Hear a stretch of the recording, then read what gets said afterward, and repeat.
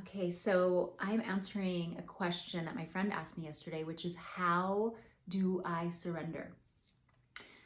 She was going through a very challenging time, and I had experienced a lot of challenges recently. And I was telling her that my practice of surrender, a full surrender, was literally the only thing that could get me through sometimes. And she said, that's amazing, right? We hear just surrender, but how? How do you surrender? What does that mean? Like, what does that mean? Is it just like laying on the floor and saying, I surrender?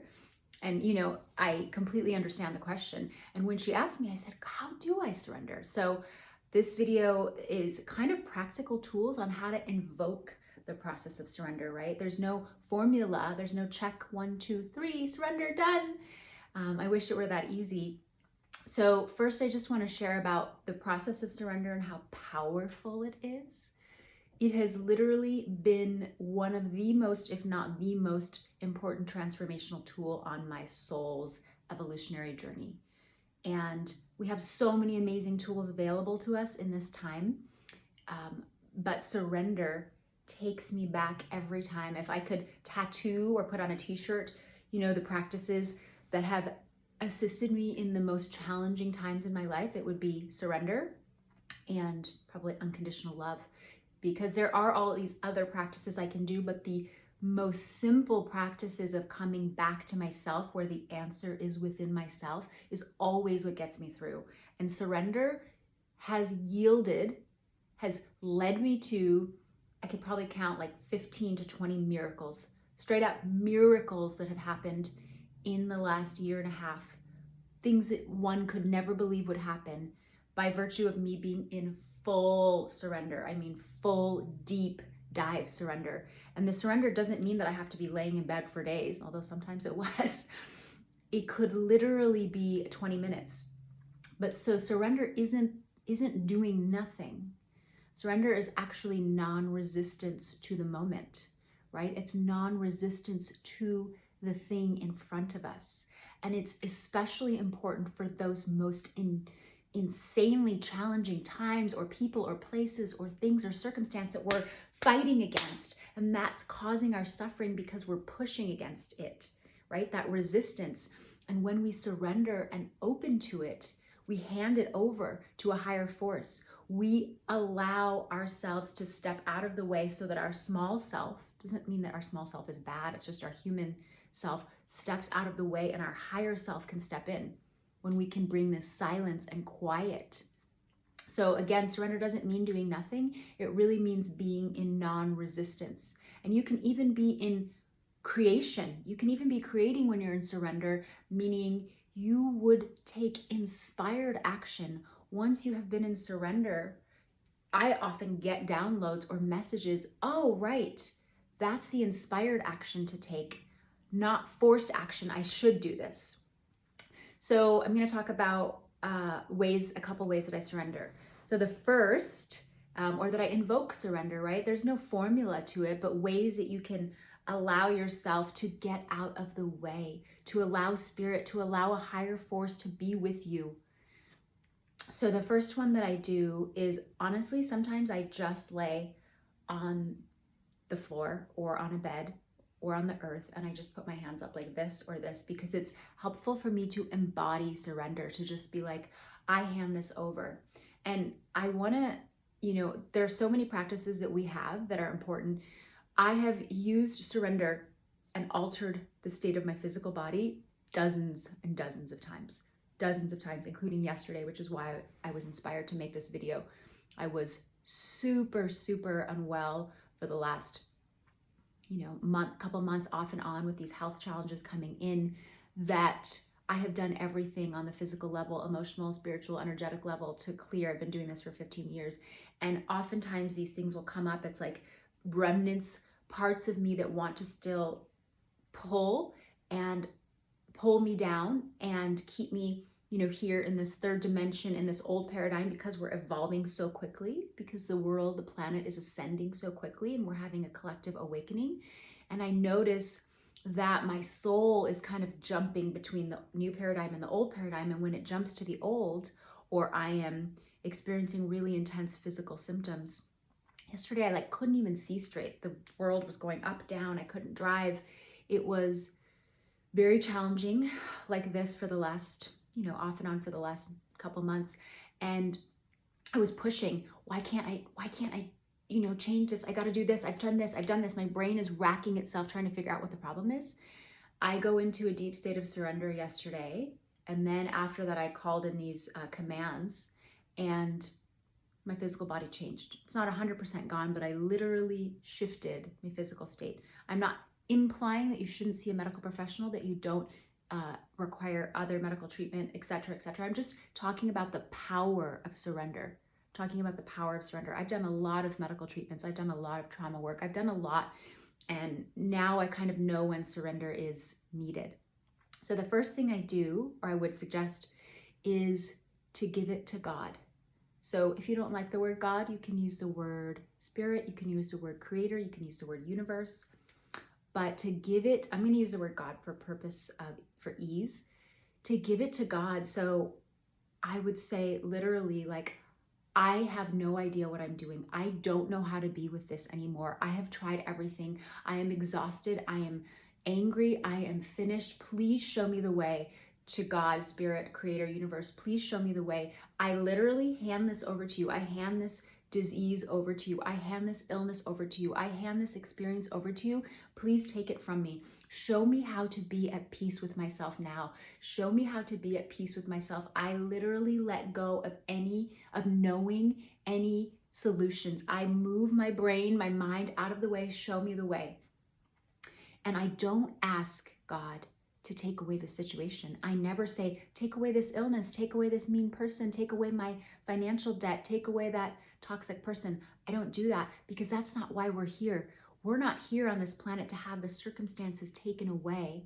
We're here to find freedom within ourselves while the circumstances are going on. That doesn't mean that we stay near toxic people. We can create boundaries. It means literally, our souls are evolving to our highest potential. We are finding our greatest strengths and our greatest truth within ourselves through the challenging circumstances. If they're showing up, they're here. If they're here, we get to use it as medicine. We get to use this poison as medicine to see inside ourselves and see, where am I out of alignment? Doesn't mean that I'm to blame. Where am I in a state of not seeing the truth, right? That doesn't mean I'm bad or I'm wrong or I created this situation, but where can I be at peace while this situation is going on outside of me? Because that's what we're here to do, is to evolve our souls. Like, our souls naturally are headed towards wholeness, towards self-actualization. They want to know the truth, that God brings us these challenges, however unbearable they may seem, to bring us back to the truth of who we are. And I'm not saying that in a spiritual bypass way, like, oh, your problems are so great, thank you. No, I'm saying, like, we get to remember who we are through a long, sometimes arduous process of going into wholeness. So I often just say, please show me the way. Show me the way to be at peace with this. That's all I'm asking for in the moment, because in surrender, I'm asking to simply be at peace with the insane challenge that's in front of me that seems unbearable. And I don't ask for the thing to be taken away. I wish someone taught me this 15 years ago at the beginning of my journey. Would have saved me 7 years of me trying to figure everything out with my brain and pushing. But that's also part of the journey, I suppose. So the second thing that I do is, maybe, like, while laying there, ask the question, what if it was totally okay? So let's say you're experiencing extreme despair, right? Like, today I woke up and I was yesterday, extreme pain, extreme physical pain, extreme physical discomfort, to the point that I was crying. I don't usually cry from physical pain. I have a very high tolerance for pain from 15 years of a lot of late stage illness and traumatic brain injury and depression and complex PTSD. And I just, not that crying is bad, the pain was so intense that I couldn't take it. And so my only way out was to surrender. And then I realized the pain was also in the fact that, the emotional pain was in the fact that this physical pain was bad and wrong. It wasn't supposed to be here, right? But what if it was okay to be there? What if for that moment it was okay to be there? What if it is okay? Can I open to the feeling that it's okay to be in this much pain? Is it okay to feel this despair right now? What if nothing needed to be different? What if nothing had to change right now? This doesn't mean that you're resigning to a life of pain or sadness. It means in the moment you are in full surrender. And I am literally stressing how many miracles my life has seen over and over and over, including yesterday when I go into full surrender. Everything changes. Number one, my experience changes. So the suffering gets removed, right? I can't tell you that all the circumstances are going to change. Oftentimes the circumstances have changed as well. Not always, but what we're trying to do is be with releasing suffering, right? By getting into the space of surrender. Because we can't control the outside world. We can control our reaction. We can control our way of being with it, like Viktor Frankl said, who came out of the Holocaust. So what if we could be, what if I could be with this and there was nothing wrong with it? What if I could hand it over to spirit and be with this? Then there's just a little bit of softening, like it's not bad or wrong that this is happening. And then my body just softens and I'm like, oh. And I had gotten to this place a few weeks ago and I was, I think I was at home for like several weeks, really ill. And I was like, what if I could just be with this? What if it was okay? What if there was nothing wrong that I wasn't able to work or get out or see my friends or be social? What if it was just okay? And then I took a bath and I'm like, this is amazing. I'm enjoying being in this state. I'm enjoying just resting. Can I be in this state? Actually, my time with God, my time with spirit when I'm alone and I'm not out running in the world is actually my most valuable time because that's where I get my most insights. So can I accept and surrender and be here and just listen? Because obviously God has messages for me, right?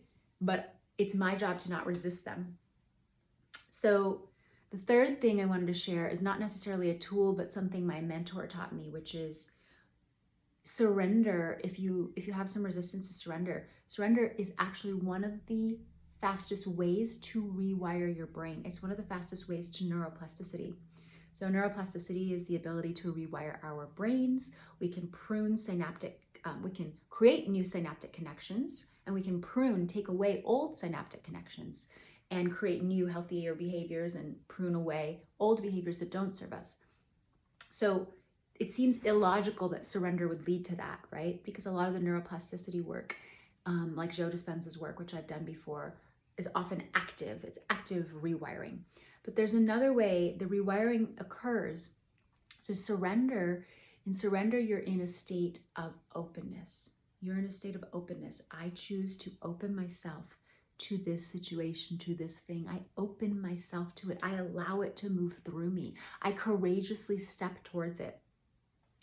In the state of openness, we are also in a state of witness. We're witnessing, we're watching, right? And when we can become the observer, the witness, we're in a state of curiosity, the curious observer. When we're in a state of curiosity, we're in a state of play. Science has shown that the brain rewires 10 to 100 times faster when we are in a state of play. So surrender to play. Surrender literally leads us to rewiring the brain more quickly. And I have had this experience dozens, if not more times in the last year. It's just amazing. Every time I am in full surrender to anything as simple as I need to find a subletter to my greatest life crises or extreme despair, it's yielded so much release of suffering. And then oftentimes it also yields a shift in circumstance, but not always. We can't always shift the circumstances outside of our life. And that is part of our spiritual path to be with, because God is in the skeletons too. God is not just in the, frou-frou, enlightenment, yay, happy joy. It is everything. It is our ability to be with all of this. That is the work. And when we can be with all of this with such great peace, it is a game changer. Life will never, ever look the same. So anyway, I hope that those tools are helpful. And one last thing I want to say, if you're in a state of like fighting and you just can't stop thinking about the thing, that person, right? that may not always be the best time to surrender. You may have way too much energy built up. So then I would just go do something else, right? Abraham Hicks talks about this. I would just go take a bath or watch a movie or, paint my nails, or meditating and sitting probably won't help because you might just ruminate, or play music. I play music all the time now. I listen to music, I play my harmonium, I play the piano, I hit the drum, I dance, anything to move out of that space. And of course, if you have that much emotion, I usually embody it. I do some mudras and like get it out of my body so that that energy could move, and then you can go into a state of surrender. And I'm never advocating to suppress emotions. I'm an advocate of feeling your emotions, of expressing them. So if there's a way you can express your emotions and get them out, that is amazing. And then come down to the surrender, right? Then come down to the surrender. Because if you're holding those emotions, it's going to be pretty challenging to be like, oh yeah, God, just take this from me. So anyway, I'd love to know if you have other practices that you use to invoke surrender, or if you have questions. Okay, thank you.